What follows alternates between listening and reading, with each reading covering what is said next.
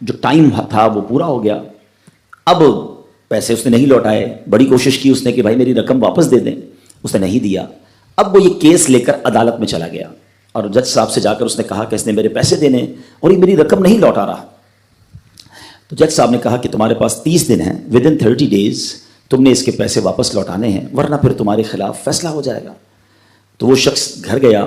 اب اس نے کیا کیا, اس نے صبح سے لے کر شام تک درود پاک پڑھنا شروع کر دیے. 1 دن 2 دن 3 دن 27 دن ہو گئے.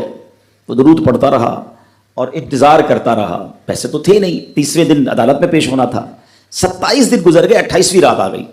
خواب میں اس کو کسی نے آواز دی کہ گھبراؤ نہیں, تمہارا قرض ادا ہو جائے گا. اگلے دن پھر درود پاک پڑھتا رہا.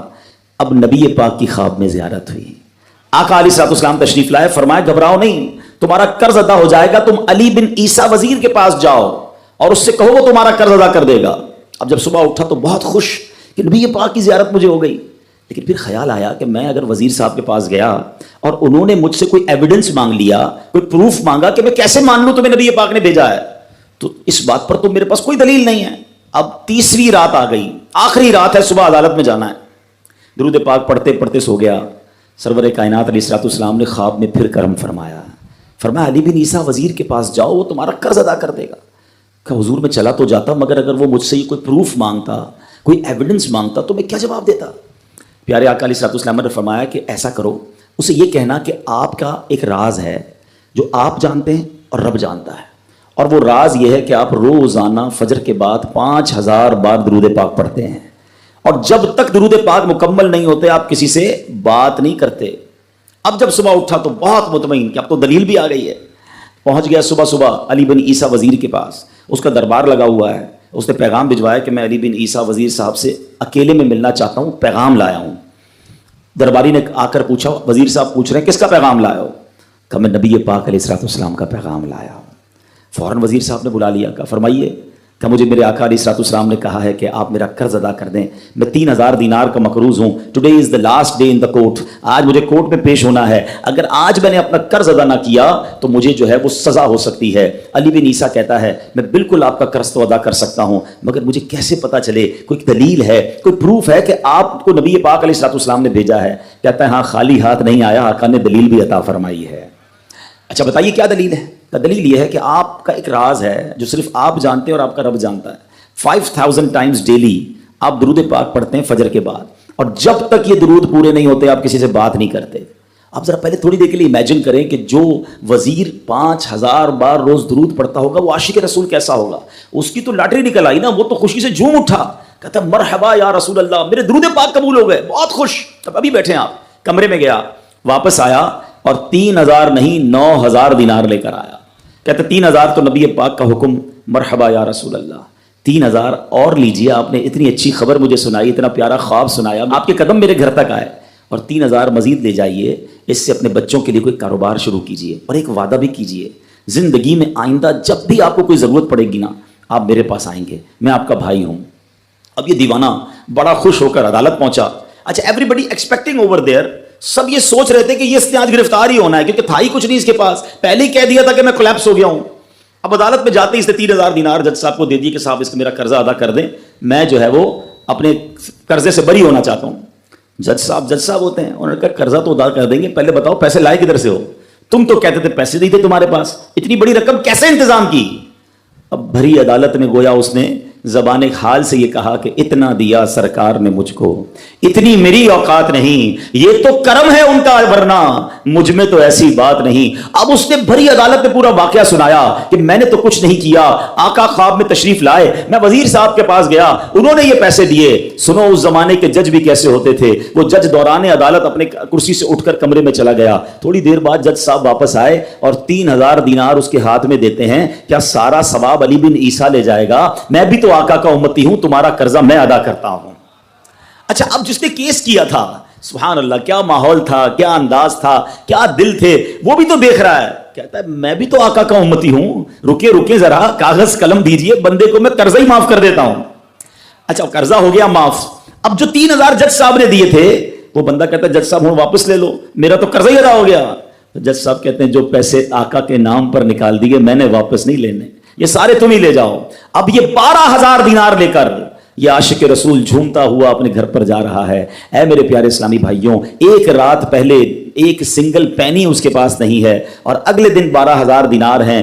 درود پاک وہ وظیفہ ہے جو دل سے پڑھا جائے تو سبحان اللہ یہ مصیبتوں کو ٹالنے والا وظیفہ ہے، یہ پریشانیوں کو دور کرنے والا وظیفہ ہے. اور یہ میں نہیں کہہ رہا، خود سرور کائنات علیہ الصلوۃ والسلام کی حدیث ہے جس کا مضمون ہے کہ جو پریشانیوں میں ہو، جو مصیبتوں میں ہو، اس کو چاہیے کہ مجھ پر درود پڑھے، کہ درود پریشانیوں کو لے جاتا ہے، مصیبتوں کو لے جاتا ہے. ایک شاعر نے کیا خوب لکھا ہے اور واقعی حق لکھا ہے، ہر درد کی دوا ہے صلی علی محمد.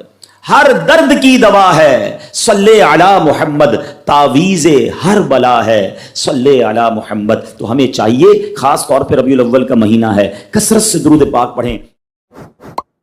اسلام کی تعلیم اور اشاعت کا سلسلہ شروع کیا تو مکہ مبارک میں جتنا عرصہ رہے اس وقت تک بھی مسلمان بیت المقدس کی طرف رخ کر کے عبادت کرتے تھے.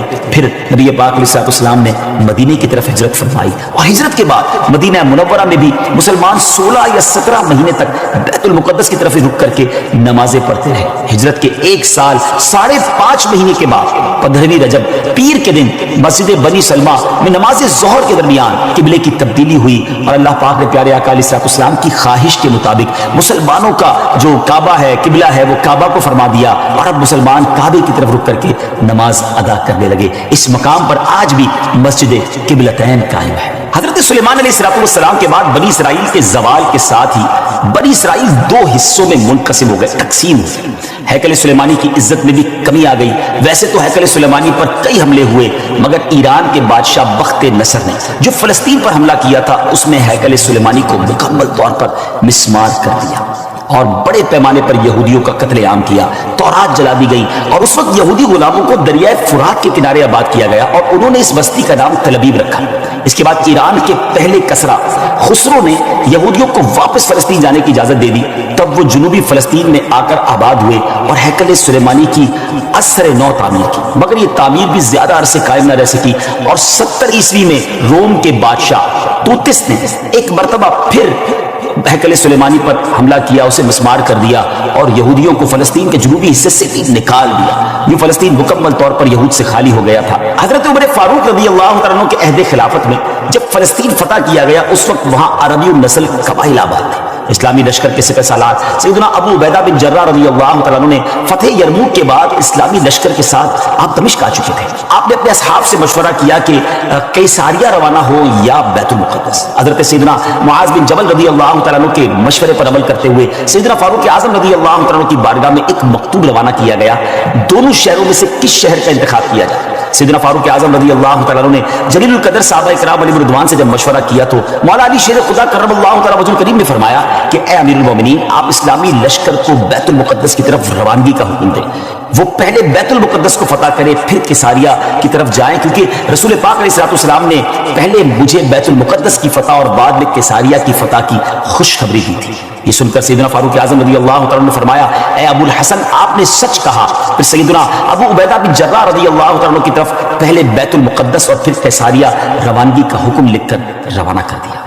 ڈیئر ویورز، ہے نا بڑی عجیب داستان، بڑی ایمان افروز داستان. سیدنا ابو عبیدہ بن جراح رضی اللہ تعالیٰ کو جیسے ہی امیر المومنین کا مکتوب ملا، آپ نے روزانہ 5000 مجاہدین لشکر بیت المقدس روانہ شروع کر دی. یعنی 5000 مجاہدین ڈیلی روانہ ہوئے. بیت المقدس کا جو قلعہ تھا، جو فورٹ تھا، وہ بڑا مضبوط تھا. رومیوں نے یرموک کا حال سن کر پوری تیاری کر رکھی تھی. اسلامی لشکر کے جاتے ہی انہوں نے قلعے کا محاصرہ کیا، اس کو سراؤنڈ کر لیا. حضرت ابو عبیدہ بن جراح رضی اللہ تعالیٰ کے حکم سے روزانہ اس فورٹ پر، اس قلعے پر حملہ کیا جاتا. 11 دن تک حملہ کرتے رہے، مگر کوئی خاص پیش رفت نہ ہوئی، کوئی پروگرس نہ ہو رہی تھی. 11ویں دن خود سیدنا ابو عبیدہ بن جراح رضی اللہ تعالیٰ، سیدنا خالد بن ولید رضی اللہ تعالیٰ تشریف لائے. مجاہدین نے تکبیر و تحلیل کی صدائیں بلند کی، خوب نعرے لگائے. تو رومیوں کو بھی معلوم ہو گیا کہ اسلامی لشکر کا کوئی بڑا سردار آ گیا ہے. وہ سب پریشان ہوئے، اپنے سب سے بڑے راہب قمامہ کے پاس گئے اور ساری صورتحال بیان کی. جب اسے معلوم ہوا کہ مسلمانوں کا سردار آ گیا ہے، وہ بہت پریشان ہوا اور کہنے لگا اب تمہاری ہلاکت نزدیک ہے، کیونکہ میں نے پچھلی کتابوں میں پڑھا ہے کہ ملک شام کو محمد رسول اللہ صلی اللہ تعالیٰ علیہ وسلم کا ایک سرخ رنگ کا صحابی فتح کرے گا. اگر یہ وہی سردار ہے تو صلح کے علاوہ اب تمہارے پاس کوئی دوسری صورت نہیں ہے. پھر وہ اسلامی لشکر کے سپہ سالار کو دیکھنے کے لیے قلعے کے دیوار پر آیا، سیدنا ابو عبیدہ بن جراح رضی اللہ تعالیٰ کو بلایا۔ آپ رضی اللہ تعالیٰ جب آگے گئے تو ان سے بھی وہی بات کی۔ حضرت ابو عبیدہ بن جراح نے کہا یا تو تم اسلام قبول کر لو یا جزیہ دے کر امان حاصل کر لو، پھر ہم سے جنگ کرنے کے لیے تیار ہو جائے۔ لیکن اس راہب کمامہ نے سیدنا ابو عبیدہ بن جراح رضی اللہ تعالیٰ کی بات کا کوئی جواب نہ دیا، فقط خاموشی سے وہ بس آپ کو دیکھتا رہا اور پھر واپس چلا گیا۔ اس نے اپنی قوم سے کہا کہ یہ وہ شخص نہیں ہے جس کے بارے میں نے کتابوں میں پڑھا ہے، لہذا تم ان سے جنگ کرتے رہو، یہ تمہارا بال بھی بیکا نہیں کر سکتے۔ سیدنا ابو عبیدہ بن جراح رضی اللہ تعالیٰ نے بھی وہاں سے واپس آ کر اسلامی لشکر کو جنگ کا حکم دے دیا۔ روزانہ اسلامی لشکر اس فورٹ پر، اس قلعے پر حملہ کرتا، رومی تیروں کی برسات کرتے، دونوں طرف سے جانی نقصان بھی ہوتا، سپاہی زخمی بھی ہوتے۔ لڑائی 4 ماہ تک جاری رہی۔ جی ہاں ویورز، 4 منتھ تک یہ لڑائی جاری رہی۔ اہل شہر تنگ آ گئے، وہ دوبارہ اپنے جو سردار تھا، جو ان کا لیڈر تھا کمامہ، اس کے پاس گئے، ساری صورتحال بیان کی۔ وہ نصرانی راہب جو تھا وہ پھر قلعے کی دیوار پر آیا اور سیدنا ابو عبیدہ بن جراح رضی اللہ تعالیٰ عنہ سے کہنے لگا کہ ہم ہر حال میں تم سے جنگ کریں گے، البتہ ہمارے شہر کو صرف ایک ہی شخص فتح کرے گا جس کے اوصاف ہماری کتابوں میں لکھے ہوئے ہیں، وہ تم نہیں ہو۔ سیدنا ابو عبیدہ بن جراح رضی اللہ تعالیٰ نے فرمایا کہ تمہاری کتابوں میں اس کے کیا اوصاف لکھے ہوئے ہیں؟ اس نے کہا وہ ہم تمہیں نہیں بتائیں گے، البتہ اسے دیکھ کر ہم فوراً پہچان لیں گے کہ یہ وہی شخص ہے۔ ہاں اگر تم اس کا نام جاننا چاہتے ہو تو ہم اس کا نام بتا سکتے ہیں۔ اللہ اکبر، ان کی کتابوں میں اس صحابی کا نام بھی موجود ہے۔ آپ رضی اللہ تعالیٰ نے فرمایا کہ ٹھیک ہے تم اس کا نام ہی بتا دو۔ اس نصرانی راہب نے کہا کہ جو شخص ہمارے اس شہر کو فتح کرے گا وہ محمد رسول اللہ صلی اللہ علیہ وسلم کا صحابی ہوگا، اور اس کا نام عمر بن خطاب ہے، جو فاروق کے لقب سے مشہور ہوگا، اور وہ نہایت سخت گیر ہوگا، اللہ کے کاموں میں کسی ملامت کرنے والے کی ملامت کی پرواہ نہ کرے گا۔ سیدنا ابو عبیدہ بن جراح رضی اللہ تعالیٰ نے